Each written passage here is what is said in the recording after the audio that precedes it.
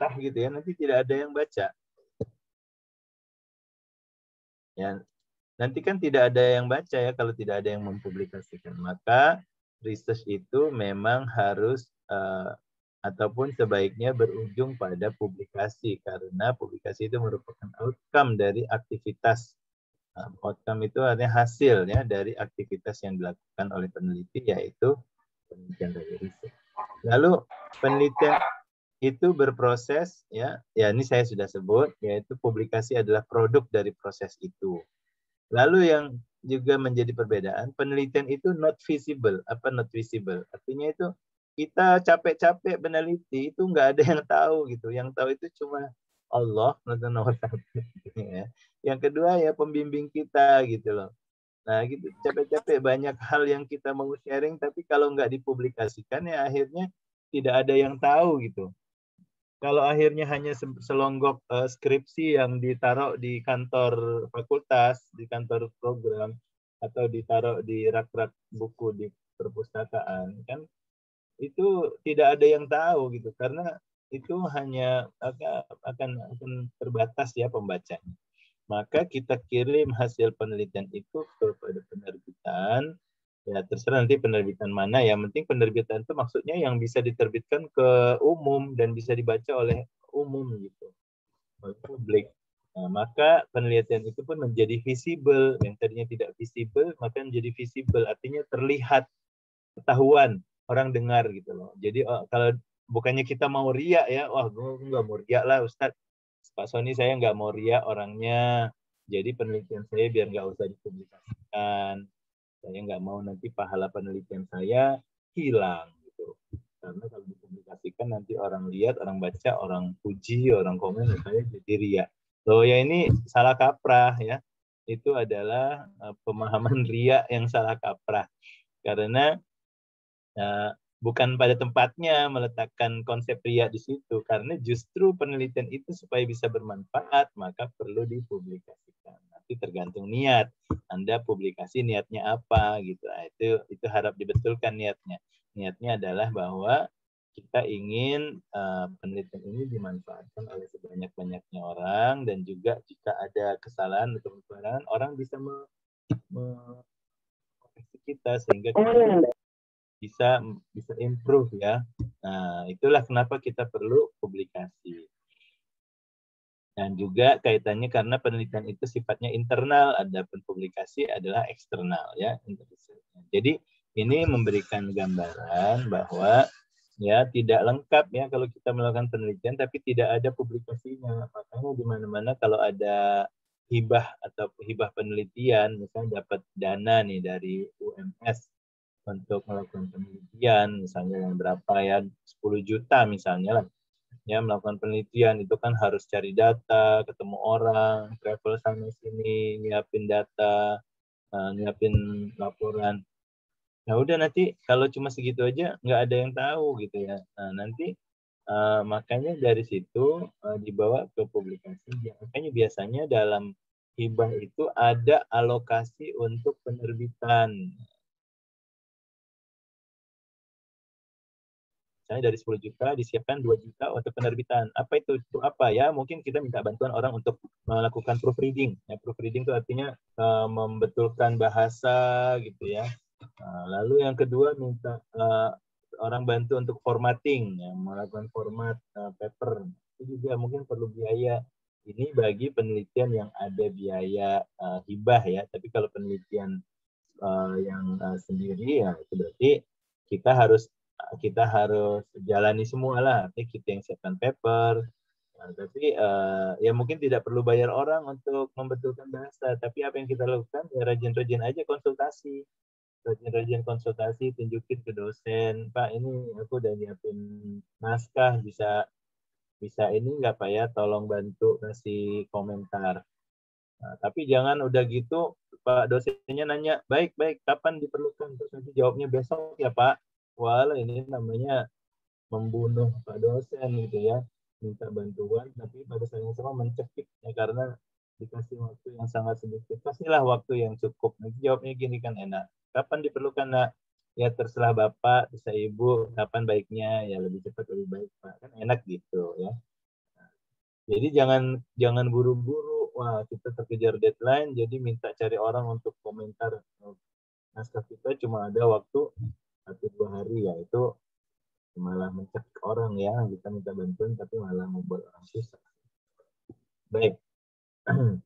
Nah, jadi dari penelitian harus dibawa ke publikasi. Maka dalam konteks ini, dalam kelas ini saya menggugah ya para mahasiswa untuk mempertimbangkan ya semua yang kita lakukan itu dipublish. Nanti ada bilang, wah kayaknya nggak layak Pak. Oh, kalau nggak layak, kenapa dulu nggak layak? Kalau masalah bahasa, bahasanya dibetulkan. Kalau bahasa Inggris, bahasa Inggris. Kalau masalah nggak pede dengan isinya, lah itu justru tantangan kita. Kita nggak tahu sejauh mana paper ini akan diterima kalau kita tidak publikasikan ke orang, gitu ya. Minimal kita cari publikasi yang tidak usah terlalu susah lah. Nah, nanti tanya Pak Azhar. Pak Azhar nih untuk paper-paper level mahasiswa kira-kira publikasinya kemana? Itu insya Allah ada paper-paper ataupun jurnal-jurnal tertentu yang memang menampung tulis mahasiswa. Kan nanti ada lagi yang memang untuk para akademisi ya.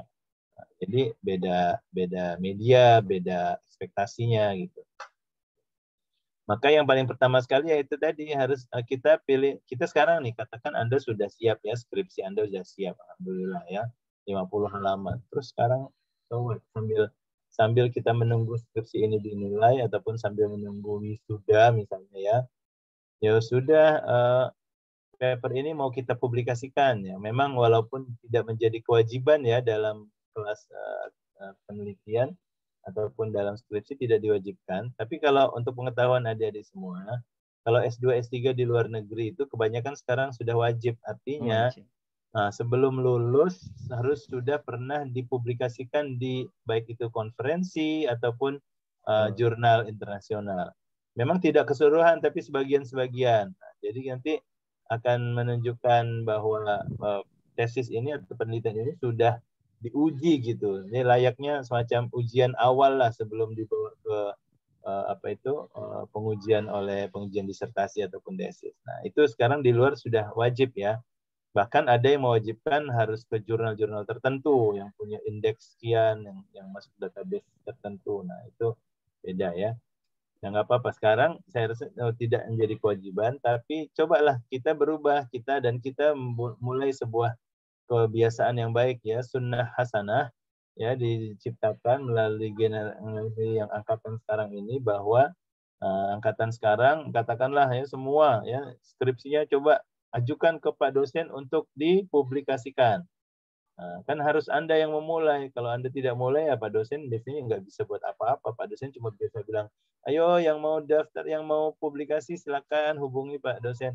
Ya kalau nggak ada yang menghubungi ya akhirnya nggak ada yang publikasi. Nah, coba dari angkatan yang sekarang ini kalau bisa mulai ada gerakan, yuk kita coba publikasiin yuk, gitu ya. Nah, kita juga sambil mengukur kemampuan kita gitu loh. Nah, oke ya. Jadi di situ sekarang kan kita mau melakukan itu. Lalu apa yang harus dilakukan? Pertama ya kita konsultasi. Kira-kira medianya apa ya? Kan banyak sekali ya. Pak Azhar saya rasa banyak juga ya jurnal-jurnal yang membuka kepada mahasiswa. Betul nggak? Banyak. Ya kita usahakan alhamdulillah kalau untuk semenjak periode saya itu mulai banyak dikasih dari mahasiswa, bahkan sudah ada pernah sampai Scopus ada satu. Kemudian dan malah yang banyak juga sekarang trennya ke international conference. Ya itu sebagai salah satu langkah ya. Konferensi itu menarik. Pertama itu ada kesempatan kita ngomong, berbagi gitu ya. Apalagi kalau tidak ada pandemi, wah asik tuh konferensi ke Malaysia ya, murah meriah kok ke Malaysia.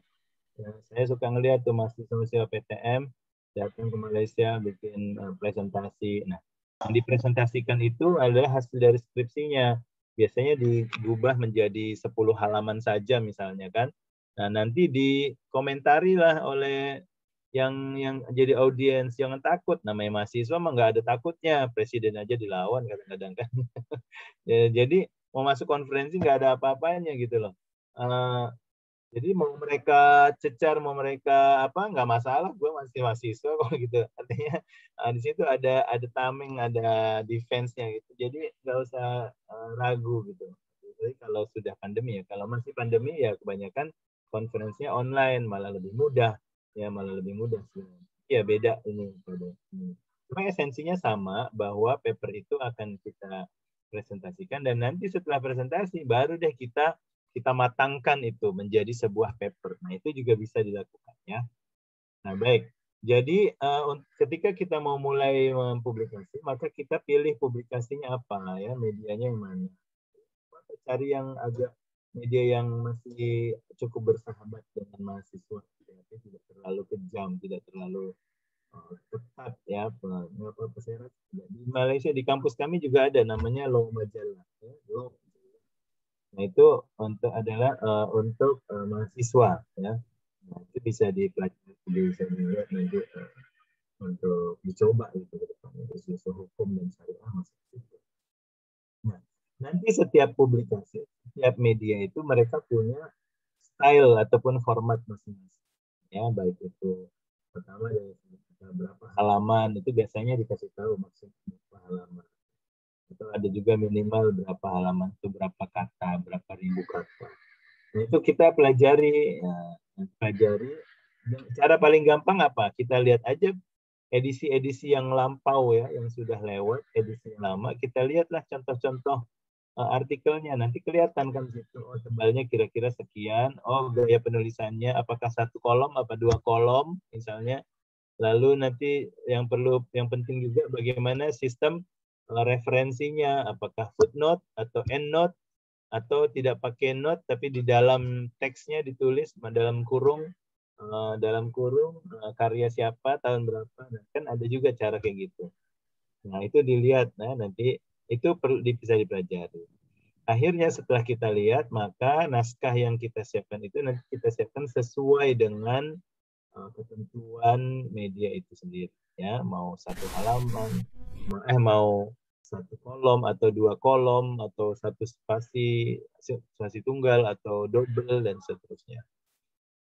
Nah, maka yang paling penting sekarang setelah kita sesuaikan dan kita tahu ketentuannya, maka kita siapkan paper naskah kita, draft paper ya, kita persiapkan naskah. Situ saya garis bawahi kenapa.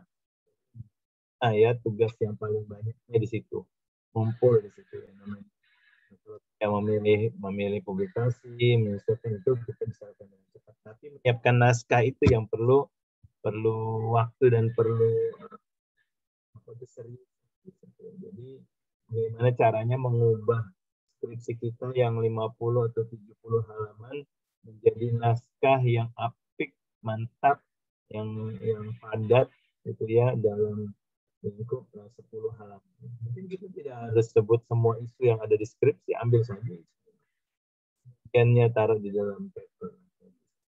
Siapkan naskahnya sesuai dengan ketentuan.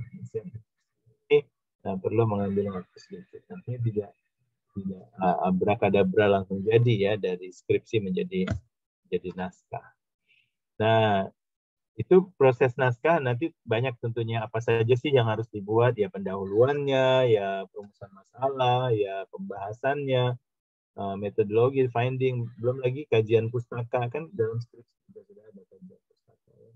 Nah, literature review. Nah, itu tentang paper. Lalu jika papernya sudah selesai, maka langkah berikutnya adalah review ya, ataupun minta pandangan, masukan ya, koreksian ya, ataupun apa-apa yang perlu ditambah di depan gitu. Nah, ini jadi artinya sebelum kita kirim, kita minta direview oleh orang yang kita bisa minta tolong, terutama dari dosen, dari pembimbing ya, atau dari mentornya. Saya rasa perlu didampingi. Baru setelah itu kirim ke publikasinya. Proses pengiriman pun perlu dilihat ya, ada yang bisa pakai email langsung, ada yang harus masuk ke dalam sistem, buka akun dulu, bikin akun, lalu masuk ke dalam sistem dan kirim paper dari situ. Sekarang ini sudah banyak yang online, jadi caranya pun sudah banyak yang pakai sistem ya, maka perlu dipelajari. Nah, inilah langkah-langkah umum ya, bagaimana kita memulai sebuah penelitian. Baik, sekarang kita masuk ke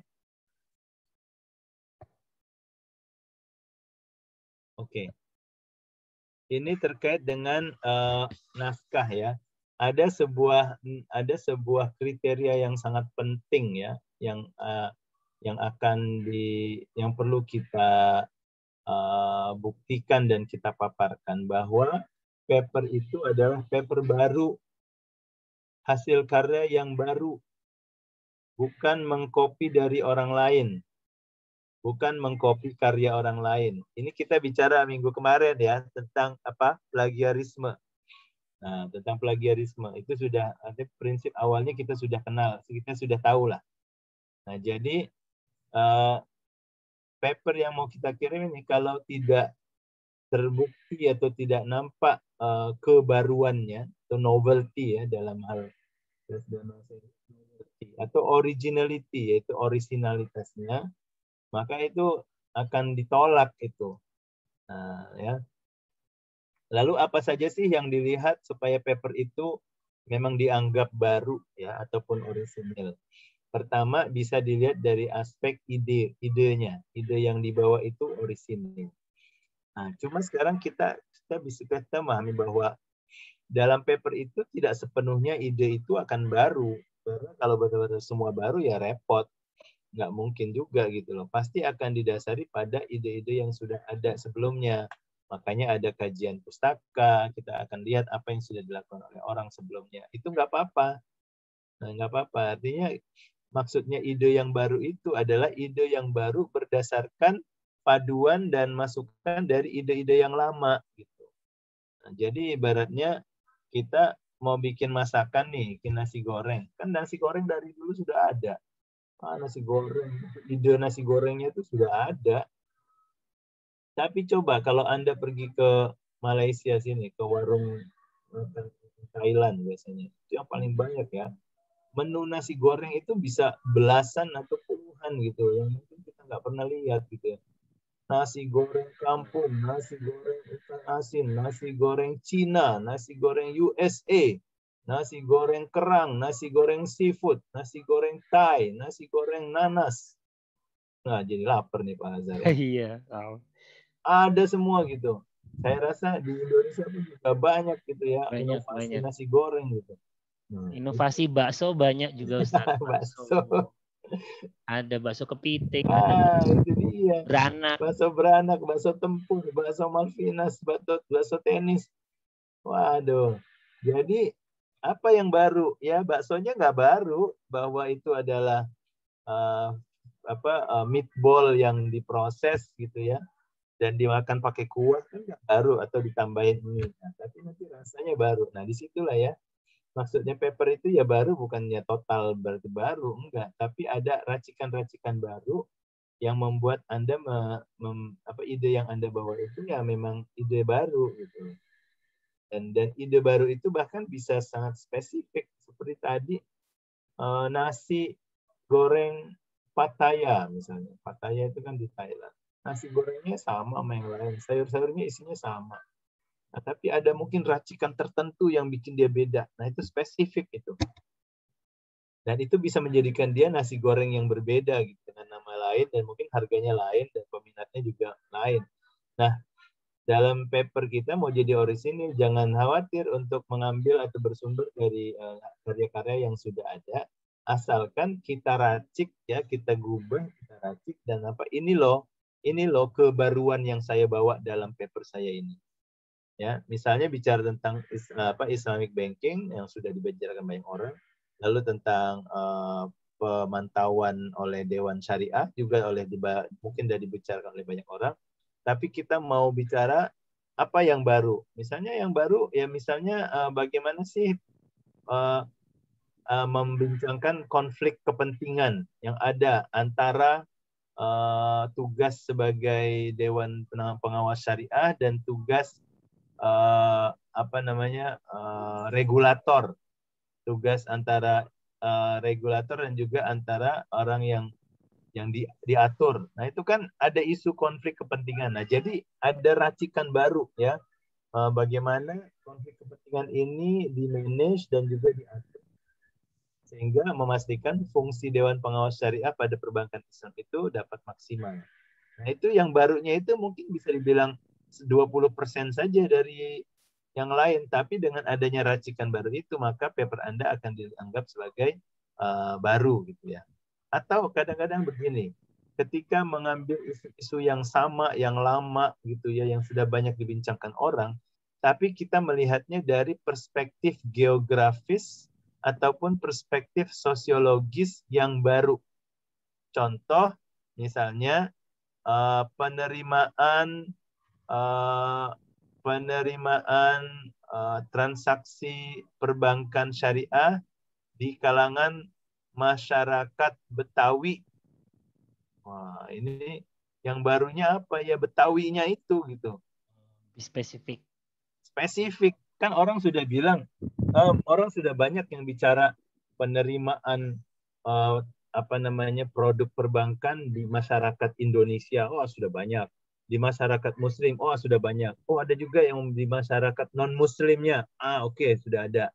Nah, sekarang mau ambil yang geografis, masyarakat Jawa, oh sudah banyak. Masyarakat Betawi, belum. Oke, Betawi masuk.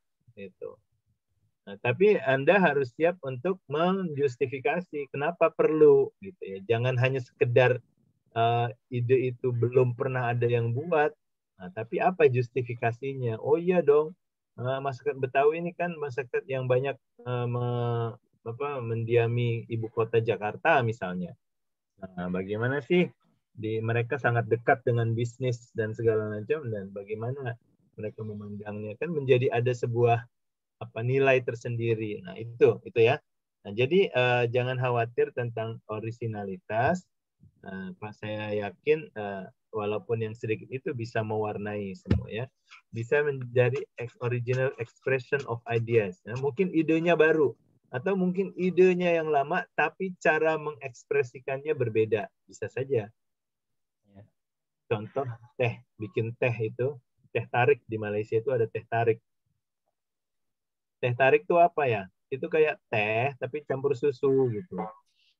Nah, kenapa disebut teh tarik? Oh, caranya beda, karena bikinnya itu teh campur susu kental.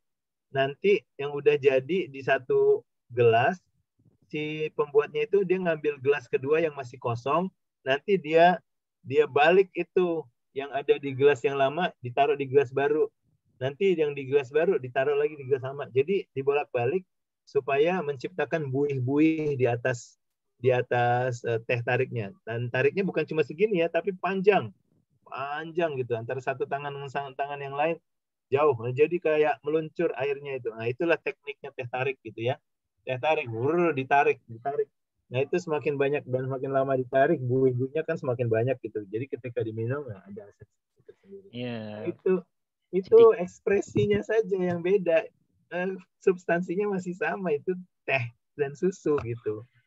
Kita mungkin biasa tidak pakai tarik-tarik gitu ya. Ya, tinggal pasang diaduk udah jadi. Kalau di sini kalau ditarik kanan, tarik kiri, 1 2 3 4 baru selesai. Nah, gitu. Jadi itu cara makanan paling gampang ya menggambarkannya. Tapi sekarang bicara tentang ide. Nah, ide itu jangan khawatir untuk mengambil ide yang lama, tapi kita harus bawa kemana nih mau kita bicarakan ya. Original method, mungkin metodologinya yang berbeda, ataupun perspektif dari ide lama, tapi kita bawa kepada perspektif. The novelty itu artinya newness ya, something new knowledge, new perspective, new population, sampling misalnya ya, new technology, new surrounding. Nah, jadi aspek-aspek kebaruan ini bisa diketengahkan dan menjadikan paper kita itu seperti paper baru. Gitu ya. Baik. Oke, signifikansi ya. Penulis harus siap untuk should give specific reason why research is important. Nah, ini saya udah bilang tadi. Ya, kita jangan, kadang kita GR sendiri, kita kira skripsi ini penting. Nah, tapi Anda harus tunjukkan kenapa dia penting. Nah, kadang-kadang kalau di Malaysia ini biasanya untuk menyatakan itu penting kita kaitkan dengan kebijakan negara. Ya, kebijakan negara. Oh, kita bicarakan ini penting karena isu perbankan sekarang sudah menjadi misalnya kebijakan nasional dalam ekonomi misalnya. Sesuai ya, signifikan. Atau kadang-kadang kita mau kaitkan dengan fenomena sosial.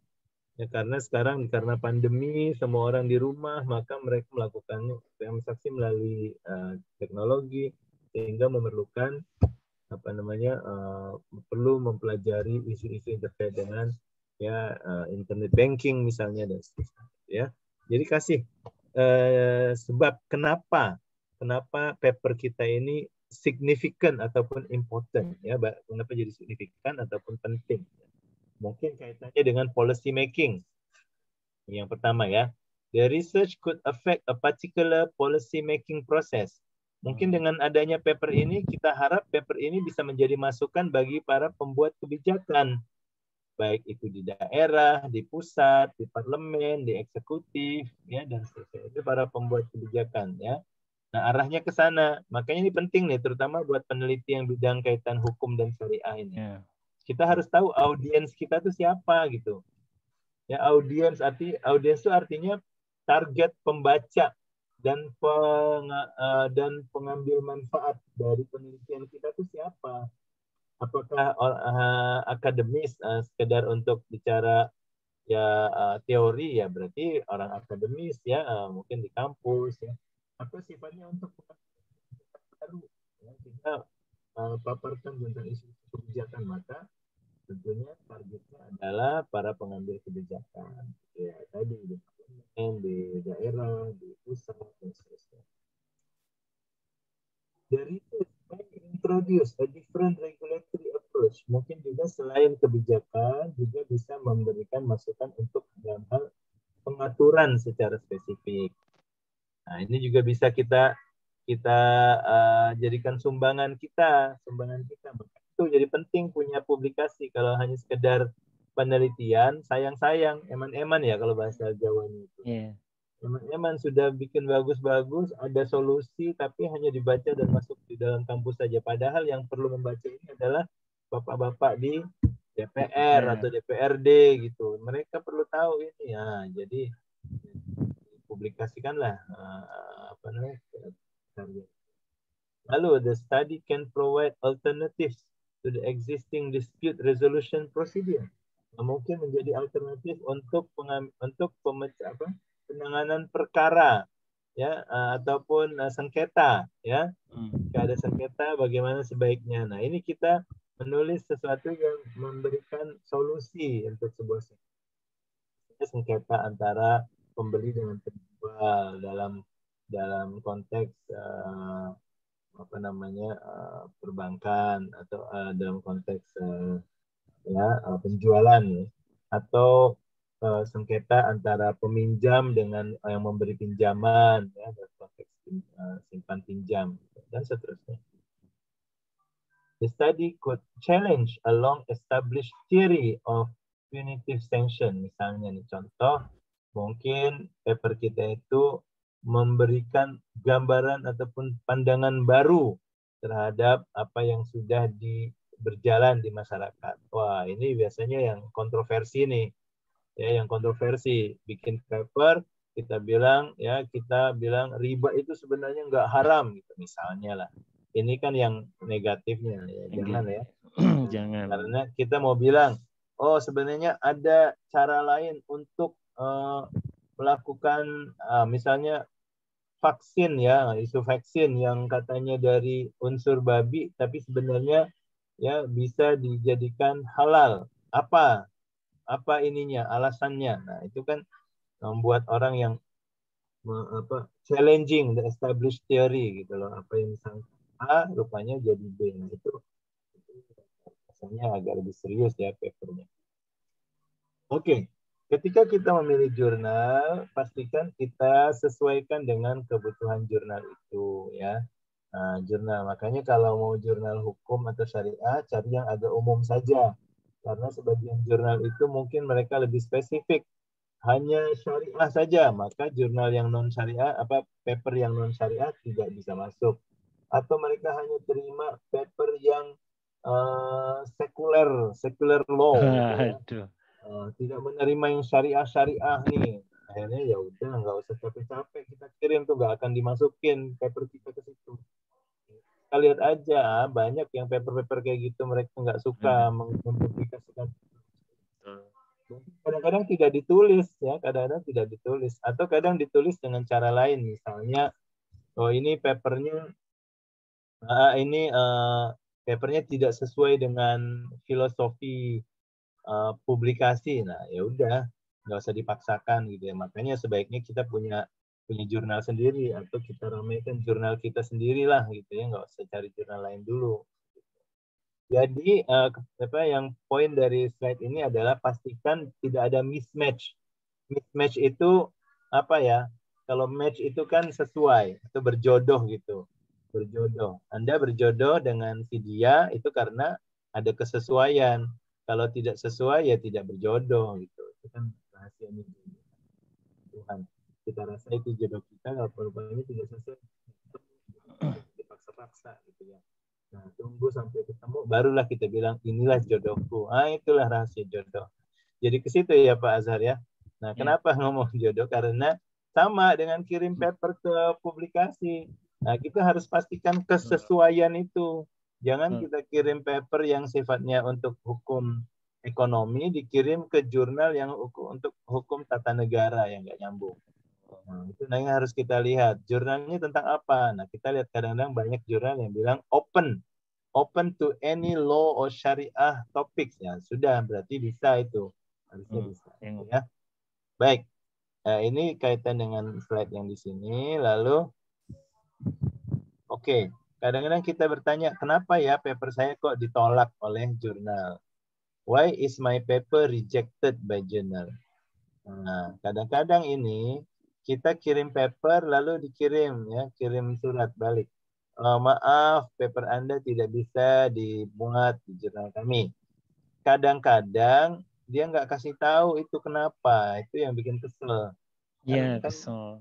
Iya, Anda menolak saya tapi Anda tidak memberitahu kenapa. Wah, itu paling susah, nggak bisa tidur itu.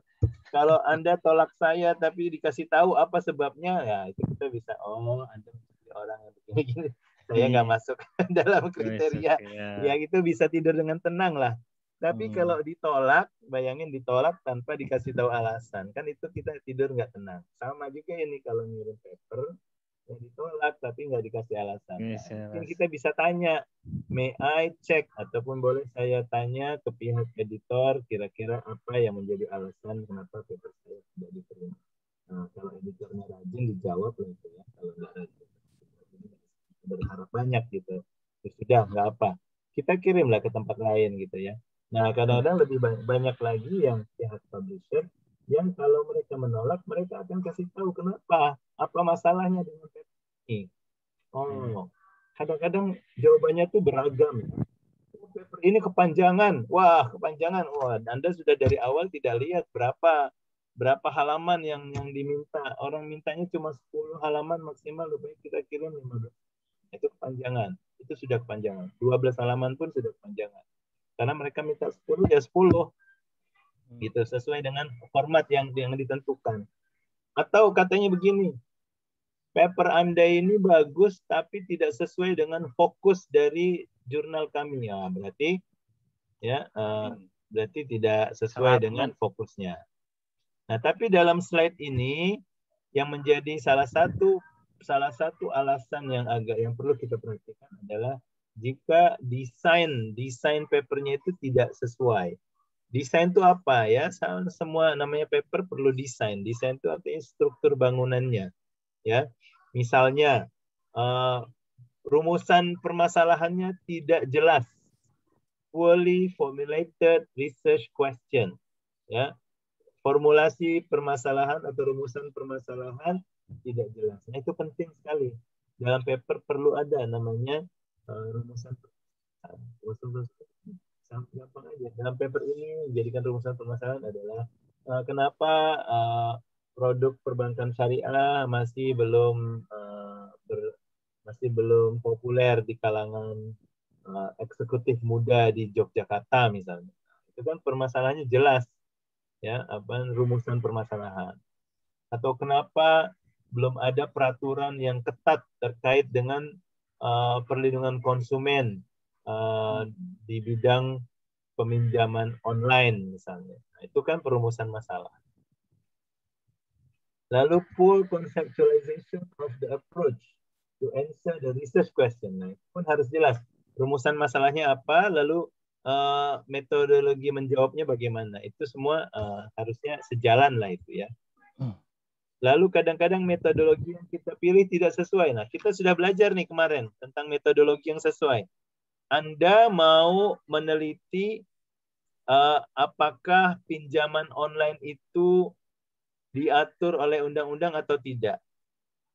Lalu metode yang Anda lakukan adalah Anda menginterview orang di lapangan. Nah, itu nggak masuk. Nggak jodoh istilahnya, nggak masuk. Ya, kalau emang mau mengukur, mau mengetahui apakah ada peraturannya atau tidak, kan kita tidak perlu capek-capek mewawancarai pedagang ataupun ya pemain di industri. Makanya kita perlu adalah cukup kita lihat rujukannya undang-undang, teks undang-undang, teks hukum dan lain-lain. Jadi kadang-kadang kalau metodologinya sudah dasar, ya udah ditolak itu ya. Atau kadang-kadang metodologi sudah betul, tapi pengambilan datanya tidak komplit atau tidak representatif gitu ya. Misalnya Anda bilang mau melakukan metode pengambilan data kuantitatif ya, tapi yang diambil cuma 3 orang, 4 orang, ya nggak kuantitatif namanya itu. Nah, apalagi mau bicara tentang persepsi ataupun harapan masyarakat Solo tentang apa namanya undang-undang wakaf. Ya, jangan cuma 3 orang, ya langsung 100 orang minimal. Dikecilkan. Nanti kan ada limitasinya lah. Atau 1000 orang lebih kuat lagi gitu ya. Baik.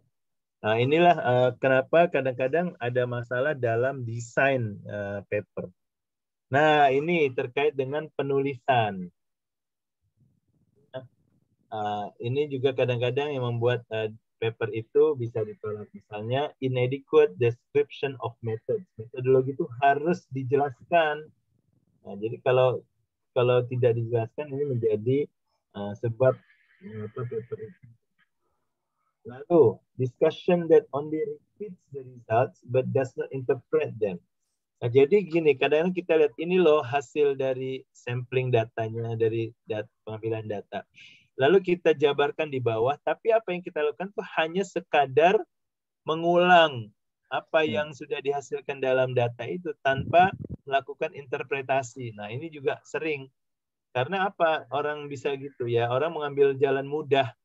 Jalan mudah yaitu berdasarkan statistik di atas, maka terlihat bahwa 30% orang suka, hanya 70% dan 70% orang tidak suka misalnya. Lalu dari yang suka, separuhnya adalah lelaki. Jadi lelaki dan perempuan sama. Lalu yang tidak suka punya alasan 1, 2, 3. Tapi apa yang kita lakukan? Kita hanya membaca dan mengulang data. Nah, padahal yang diperlukan itu kita melakukan interpretasi terhadap data. Oh, kenapa sih kok lebih banyak yang nggak suka dari yang suka? Oh, rupanya kenapa jumlah perempuan dan laki di situ sama? Apa artinya? Kita coba melakukan interpretasi. Ya. Lalu dalam penulisan juga kita perlu tekankan apa rasional ataupun tujuan diadakannya studi ini, ya, ataupun penulisan ini. Itu juga ada. Jadi jangan ujuk-ujuk ya. Bicara tentang apa namanya undang-undang wakaf, lalu kita langsung masuk ke pasal 1 atau pasal 2. Kasih tahu dulu apa nih tujuannya. Kenapa Anda melakukan penulisan ini dan penelitian ini kenapa? Nah, ya. Nah, ini penting nih. Tidak cukup kajian pustaka. Nah, kajian pustaka ini harus representatif. Tergantung ini ya, tergantung subject matter ataupun bidang apa yang mau kita bicarakan. Kalau itu adalah sesuatu yang sangat baru, ya mungkin kajian pustakanya juga terbatas pada hal publikasi ataupun tulisan-tulisan yang baru. Tapi kalau materi itu sebenarnya materi yang cukup lama, sudah banyak orang yang menulisnya, maka adalah wajar untuk juga mengetengahkan tulisan-tulisan klasik yang sudah lama dibuat sebelum kita memulai tulisan ataupun kajian pustaka yang baru. Jadi nampak kesinambungan, ya, nampak kesinambungan antara the old work dengan the new work, ya. Jadi tidak putus di situ. Lalu harus terkoneksi antara data dengan kesimpulan. Kadang-kadang saya suka lihat orang kesimpulannya apa, caranya lain, tahu kesimpulannya lain. Kesimpulannya itu merujuk kepada tujuan di atas, tapi yang dibicarakan di tengah-tengah beda gitu loh. Nah, ini kan menipu namanya. Jadi seakan-akan Anda sudah sampai pada kesimpulan sebagaimana yang dituju tadi, padahal diskusi tengahnya itu nggak nyambung. Atau kadang-kadang yang lucu lagi, kesimpulannya itu tidak nyambung dengan tujuan asal gitu loh. Kalau tujuan Anda adalah kita ingin mencari jawaban A, B, dan C, maka tiba-tiba nanti di kesimpulan dia sebut adalah D, E, dan F. Kan nggak nyambung. Jadi harus menjawab yang A, B, C tadi. Nah, jadi gampang aja rumusnya. Kesimpulan itu harus sama menjawab apa yang kita rumuskan tadi, permasalahan yang kita rumuskan. Itu ada dalam kesimpulan. Oke, selebihnya tadi sudah disebut, yaitu background ke latar belakang permasalahan. Saya kira sudah. Baik. Nah, kenapa lagi paper itu di-reject? Ya, salah satu isunya ya tidak dipersiapkan dengan baik, gitu saja. Ya, bikin paper itu bukan seperti bikin goreng ini ya, goreng French fries ya. Apa itu kentang goreng yang sudah kita beli di supermarket, kan tinggal celupin ke dalam minyak goreng yang panas tuh langsung jadi tuh, langsung mekar jadi, nggak perlu diapa-apakan gitu. Nah, itu bikin paper itu ya mirip dengan bikin tempe gitu. Bikin tempe itu panjang perjalanannya. Ya mulai ngerendam kacang kedelai dulu, ya. Lalu dijemur. Itu kan bisa 3-4 hari. Pak Azhar pernah nggak bikin tempe? Belum. Tempe belum. Rumah saya sedang berubah jadi pabrik tempe sementara karena istri sedang ikut kursus tempe. Di Malaysia. Iya, tapi yang bikin instrukturnya orang Indonesia juga, dosen yang jadi dilakukan coaching ya, setelah ini semua online, jadi kasih tahu caranya nanti sekian hari coaching, dilatih dan didampingi. Jadilah di rumah saya itu ya, ada jemuran tempe. Wah, keren. Nah, maksudnya jadi proses ya. Bikin paper jangan mau langsung jadi gitu. Proses. Tadi saya sudah sampaikan ya. Penolakan, perlu revisi. Kalau bisa ya revisi itu biasa, dan sebelum ditolak oleh jurnal ya kalau bisa direvisi dulu beberapa kali oleh kawan, oleh senior, oleh dosen ya. Nah, itulah tapi supaya enak kasih waktu, jangan tiba-tiba kapan 2-3 hari lagi malah ya. Untuk penulis yang tidak berbahasa Inggris lalu kita ingin kirim paper ataupun naskah ke dalam bahasa Inggris, nah itu isunya isu bahasa. Ini saya terus terang saya mengalami ya, membaca paper-paper yang ditulis oleh orang-orang yang tidak berbahasa Inggris tapi ditulis dalam berbahasa Inggris, itu ruwet. Nah, itu karena apa? Mohon maaf, yang dipakai strukturnya itu struktur bahasa asalnya gitu. Contoh yang dari Indonesia lah, nggak jauh-jauh. Nah, karena saya orang Indonesia jadi enak, gampang saya bisa menginterpretasi, oh pasti maksudnya ini nih. Tapi kalau saya bayangin kalau yang jadi reviewernya orang lain, orang Malaysia saja misalnya, kan kadang-kadang struktur bahasanya beda. Nah itu repot, dia ini maksudnya apa gitu. Baru udah bahasa Inggris itu ya. Itu maksudnya apa? Rupanya strukturnya itu ikut struktur tanah air gitu. Nah itu repot. Jadi dalam hal bahasa perlu kita persiapkan. Tapi nggak apa. Kalau untuk bahasa nantilah kita tantang kemudian. Tapi kalau bisa yang pertama yang bahasa Indonesia dulu. Ya. Karena skripsinya bahasa Indonesia kan, Zazar? Atau ada bahasa lain? Arab, Inggris? Di skripsinya bahasa Indonesia. Nah, kalau sudah gitu ya kirim saja dulu yang versi bahasa Indonesia. Biasanya untuk translating kita minta dosen pembimbingnya, dosen pembimbingnya yang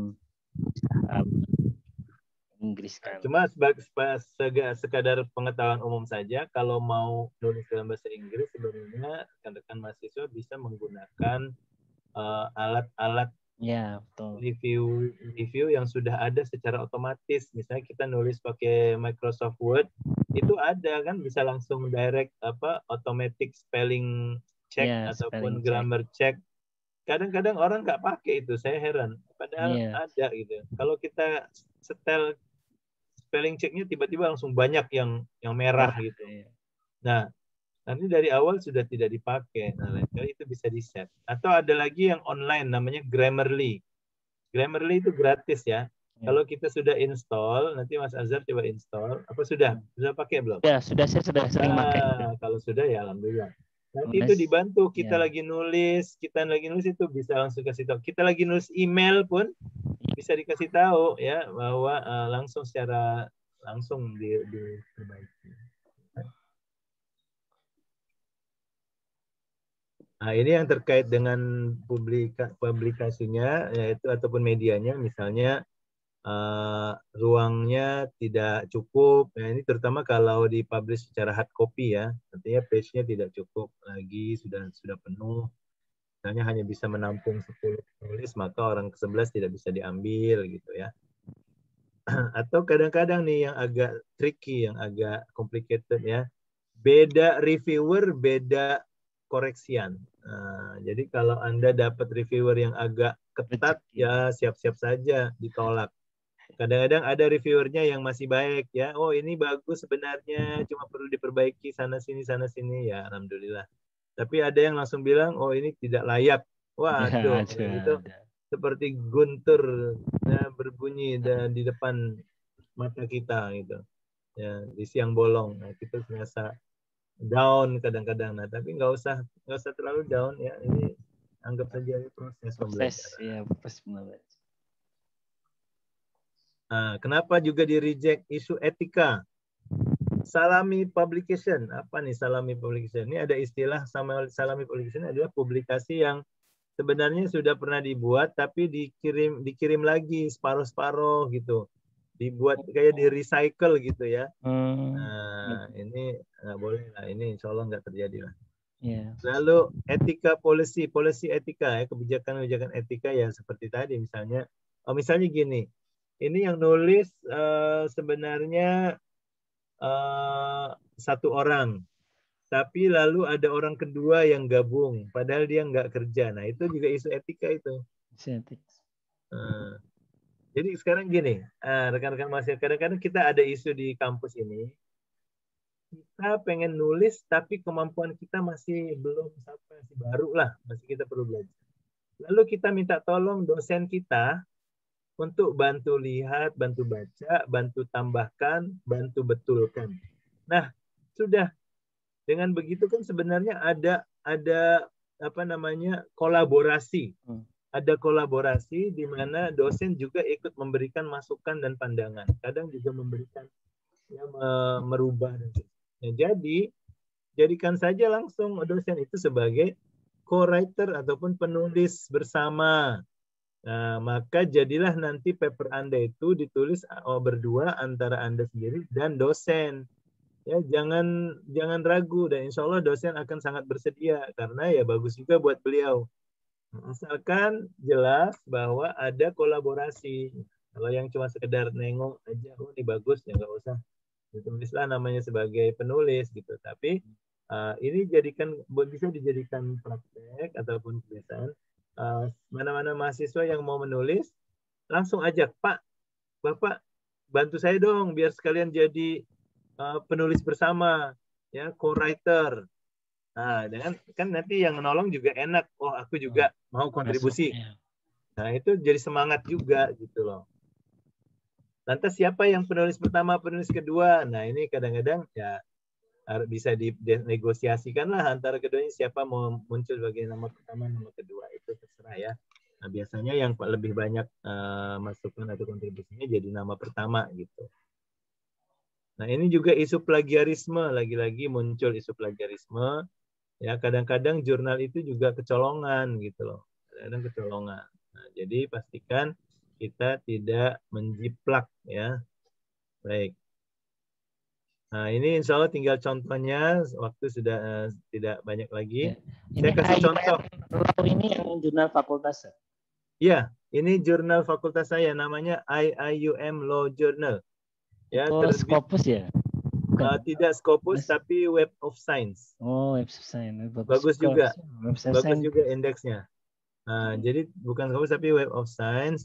Ini untuk segala kajian hukum dan syariah, terbit 2 kali setahun, tapi kadang-kadang dia ada special edition. Nah, ya. Nah, bisa dilihat, ini dulu saya di sini sebagai board of editor selama 2 tahun. Nah, ini yang dilihat. Jadi ketika mereview, apa sih yang dilihat? Pertama, judulnya. Oh, judul juga harus dilihat. Ini kadang judulnya aja panjang gitu loh. Oh, panjang bener judulnya, bisa setengah halaman. Wah, jangan. Ingat itu ya, judul skripsi tidak sama dengan judul paper ilmiah. Judul paper ilmiah harus lebih singkat, lebih lugas, dan tidak perlu berpanjang-panjang. Nah, itu lihat ya. Title dan juga harus sesuai dengan isi. Lalu yang kedua dilihat abstraknya. Abstrak itu biasanya menuliskan apa sih tujuan paper ini, apa sih rumusan permasalahannya, apa metodologi yang dipakai, dan apa kira-kira solusi yang ditawarkan. Itu saja. Abstrak nggak usah panjang-panjang. Ya. Lalu metodologi juga harus sesuai. Ya. Jadi tadi kan, oh Anda tujuannya ini, datanya ini, maka metodologinya harusnya ini gitu. Jangan tiba-tiba metodologinya malah nggak sesuai. Juga akan dilihat apa capaiannya atau temuannya apa. Itu akan dilihat itu. Harus jelas. Lalu kelima, ini orisinal atau enggak. Nah, biasanya sekarang nih, paper-paper sekarang dia kirim pakai Turnitin. Ya, pakai software Turnitin. Dia akan ketahuan. Oh maaf, paper Anda masih skor Turnitinnya 40%, masih terlalu tinggi. Mohon direndahkan minimal maksimal kalau di Malaysia di kampus kami 24%. Artinya 24% itu adalah tersalin dari berbagai sumber yang lain. Jadi sisanya yaitu 76% adalah kata-kata Anda sendiri. Nah, itu maksudnya. Pastikan paper Anda itu ya kayak gitu. Jangan kebanyakan cuma ngutip. Nah, itu nanti gagal, secara skornya itu rendah. Nah, tapi kalaupun kita ngutip, kita buat pakai kata-kata kita. Nah, itu yang baru yang terbaik. Nomor 6, oke, kajian dengan literaturnya, yaitu kajian pustakanya harus sesuai. Dan nomor 7, yang tidak kalah penting, yaitu kejelasan dalam menyampaikan. Jadi tidak lagi soal isi, tapi dia akan lihat ya formatnya, ya pemilihan kata dan bahasanya, dan seterusnya. Nah, ini yang kita cari, yang kita nilai di sini. Nah, ini ada satu lagi jurnal Scopus, saya pernah jadi editornya. Oh iya, susah ya, Pertanika. Nah, saya alhamdulillah sudah 2 masuk sini. Ya. Nah, ini yang dilihat, clarity of formal structure, strukturnya harus jelas. Lalu judulnya pun harus sesuai dengan isinya. Nah, lalu apa? Abstraknya pun sesuai informasinya. Itu dilihat semua, Mas. Ya, lalu kebaruannya bagaimana? Selanjutnya metodologinya seperti apa? Sesuai apa enggak? Cukup atau enggak? Nah, selanjutnya temuannya bagaimana? Dan juga yang tidak kalah penting adalah struktur penyampaiannya. Nah, ini jadi banyak sekali nih nilainya yang disampaikan. Ini semua berdasarkan pengalaman kami sebagai editor. Demikianlah ya, kira-kira gambaran ya. Nah, ini adalah referensi. Jadi ini adalah slide terakhir, gambaran dari apa yang bisa saya sampaikan. Kalau boleh saya ulang. Yang pertama, sudah melakukan penelitian, maka langkah selanjutnya adalah publikasi. Bagaimana langkah-langkahnya sudah kita jabarkan tadi, mulai dari memilih jurnal sampai mempersiapkan naskah. Dan apa yang kira-kira dilihat dalam naskah itu, ya contohnya ini yang saya berbagi dari pengalaman saya, mulai dari judul, abstrak, metodologi, rumusan masalah, sampai kepada temuannya nanti apa yang bisa dipelajari banyak-banyak. Demikianlah yang bisa saya sampaikan. Mudah-mudahan ada manfaatnya. Silakan jika ada yang ingin ditanyakan tadi komentar. Baik, mahasiswa kalau ada yang bertanya silakan raise hand atau chat ya. Tapi sementara itu saya ingin Ustaz. Jadi mungkin untuk menambah kolaborasi nanti kan mungkin kalau kita mulai lagi kan semester yang akan datang. Jadi artinya mungkin masih ada waktu setahunan untuk mulai lagi atau mungkin kurang dari itu 9 bulan atau maksud saya dalam rangka itu nanti pengennya itu kita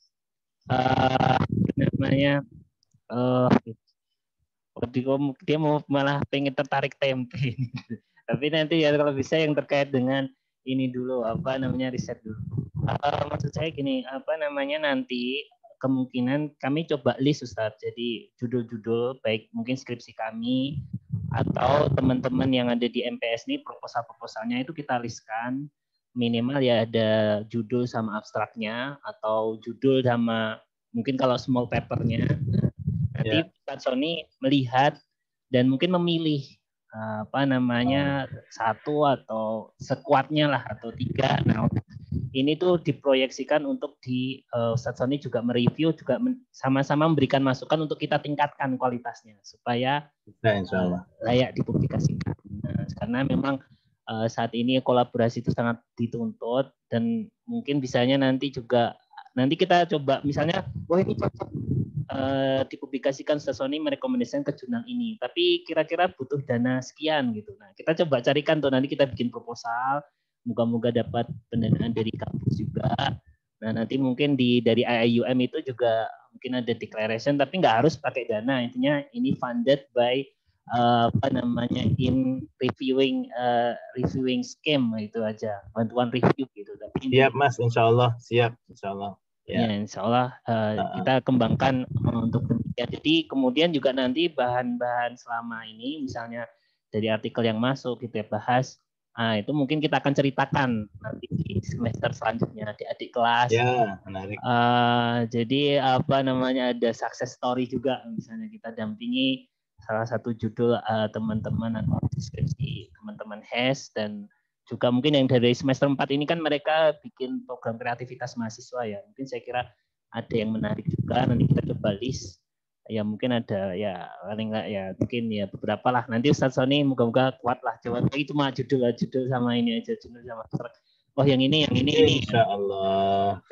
Terus kemudian kita kembangkan, tingkatkan kualitasnya, semoga layak publikasi. Nah nanti itu hasil kolaborasi Ustadz Sony, insya Allah namanya juga ada. Sama satu juga Ustadz, jadi alhamdulillah jurnal kita itu sudah terakreditasi kemarin yang antum kita jadikan salah satu kolabornya itu akreditasi. Apa itu namanya? GISEL namanya, Journal of Islamic Economic Law. GISEL. GISEL, JISEL. Ya, itu kalau diklik di Google satu-satunya pakai itu kita, jadi gampang cari. Ya waktu itu emangnya namanya juga merintis, kita nggak tahu waktu itu sudah 2 tahun yang lalu. Mabruk insya Allah. Ya kemudian sudah terindeks di OAC sama Copernicus. Nah, di OAC itu moga-moga di Malaysia cukup ini ya. Artinya mungkin kalau ada mahasiswa Ustadz Sony yang ingin publikasi, kita bisa jadi salah satu tujuannya. Kita prioritikan, ada priority sheet-nya malahan. Ya kita masih memperjuangkan. Nanti dikirim-kirimin aja itunya, call for paper-nya dikirim. Ya, siap-siap. Nanti kita coba bikin call for paper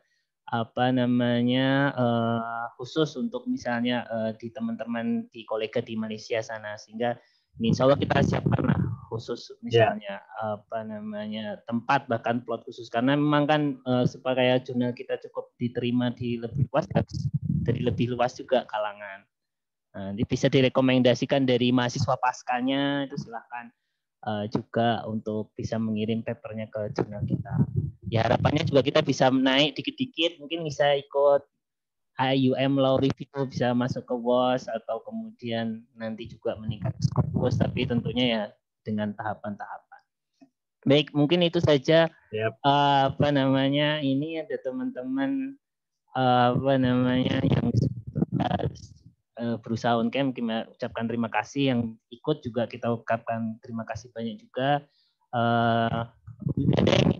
Ada kayaknya ya memang belum banyak yang punya pengalaman publikasi ya karena masih semester 4. Tapi harapannya kalian harus, kemarin sudah saya share bahkan banyak insentif dari kita itu di UMS tuh banyak insentif. Bahkan cover paper ke Malaysia tuh misalnya internasional tuh kita beri 2 juta. Dan sudah lumayan itu untuk 1 tiket ke Malaysia udah tercover itu. Nanti kalau sudah nggak ada pandemi, dibuat visit ya. Visit. Siapa saja yang bisa datang bikin konferensi mahasiswa. Nah, yang ikutan itu harus nulis paper Mas Azhar. Nanti nanti ada insentifnya dari UMS. Ya entah nanti tiketnya UMS carikan dananya atau nanti gimana. Jadi yang pergi itu nulis paper. Nah, jadi sampai di sini kita bikin seminar mahasiswa, kita dudukan antara mahasiswa IUM Malaysia dengan mahasiswa UMS. Nah, katakan acaranya 1 hari atau 2 hari gitu ya, jalan-jalannya bisa 5 hari, terserah. Nanti selama 2 hari itu berseri tuh pagi. Nah, nanti tergantung dengan kajiannya kita kelompokkan. Itu menarik itu ya. Insya Allah IUM siap kolaborasi lah. Oh ya siap. Jadi mungkin juga kita ada ini kok, kita ada penginapan yang cukup bersahabat harganya. Alhamdulillah. Penginapan di dalam kampus itu. Jadi ya mudah-mudahan pandemi segera berakhir. Jadi murah biaya hidupnya. Penginapan di dalam, lalu ya makan di dalam pun juga murah. Itu kalau kantin di dalam kampus itu murah-murah semua. Nah, itu bisa diatur lah. Bisa diatur kita sama-sama berdoa ya supaya pandemi ini cepat berlalu. Dan juga kepada semuanya nih, kita semua harus ikut kontribusi supaya penyakit virus ini tidak merebak gitu ya. Itu mulai dari diri kita sendiri, tidak menambah penyebaran virus itu gitu ya. Insya Allah gitu. Baik, mungkin itu saja. Mari kita tutup pertemuan kita kali ini dengan sama-sama membaca hamdalah. Alhamdulillah. Saya ucapkan terima kasih ya pada UMS, pada Prodi HES dan Pak Azhar atas kesempatan yang diberikan, dan tentunya terima kasih pada rekan-rekan, adik-adik mahasiswaku semua, atau kalau yang lebih muda anak-anakku semua ya, atas kebersamaannya selama ini. Terima kasih dan mohon maaf atas segala kekurangan dan kealpaan. Kita juga ucapkan terima kasih banyak kepada Ustadz Sony, dan kami mohon maaf atas kesilapan dan juga kekurangan kami dalam penyelenggaraan tatap kuliah secara online ini, karena memang kita pahami bersama banyak kesulitan, dan tapi kita tetap alhamdulillah bisa melakukan kuliah, dan kita juga alhamdulillah kuliah perdana dengan luar negeri ya, mata kuliah ini, dan Ustadz Sony sebagai dari sana. Saya harapkan juga ini menginspirasi dosen-dosen muda yang lain untuk juga berjuang juga menghadirkan teman-teman diaspora dari luar negeri sama-sama untuk meningkatkan kualitas prodi kita. Harapannya kan memang tantangannya internasionalisasi ya, harus seperti ini, harus ditingkatkan karena kita ingin menargetkan 5 tahun atau 4 tahun ke depan kita menjadi prodi yang unggul, jadi pusat unggulan. Jadi kita alhamdulillah sebenarnya ada tanda-tanda seperti itu. Jadi kalau tanya prodi HES salah satu yang terbaik di mana? Ya di UMS. Kita coba usahakan seperti itu. Baik, terima kasih. Mari kita tutup dengan sama-sama membaca hamdalah. Alhamdulillahirrahmanirrahim. Wassalamualaikum warahmatullahi wabarakatuh. Waalaikumsalam warahmatullahi wabarakatuh. Ya, terima kasih Ustadz. Baik, Ada pertanyaan untuk UAS, sudah saya sampaikan soalnya ya. Harapannya kalian concern, ya memang yang bagian UAS ini sebenarnya mudah. Saya kira kesalahan kalian tuh banyak di bab 1, bab 2, bab 3. Karena bab 4 ini sebenarnya cukup secara aturan ya, tapi kalau kita jangan salah, kalian lihat di situ ada aturan-aturan yang rigid tentang masalah penganggaran kalau PKMP, tapi kalau PKMAI memang nah itu masukan-masukan tuh bagus di hasil pembahasan. Yang kemarin ada yang japri saya dia mau PKMAI, ya insya Allah kita kawal lah itu. Di antaranya itu hasil itu beda sama pembahasan. Jadi kalau hasil ya ungkapkan hasilnya apa, tapi pembahasan itu seperti kita mendiskusikan hasil itu. Jadi dia lebih luas gitu.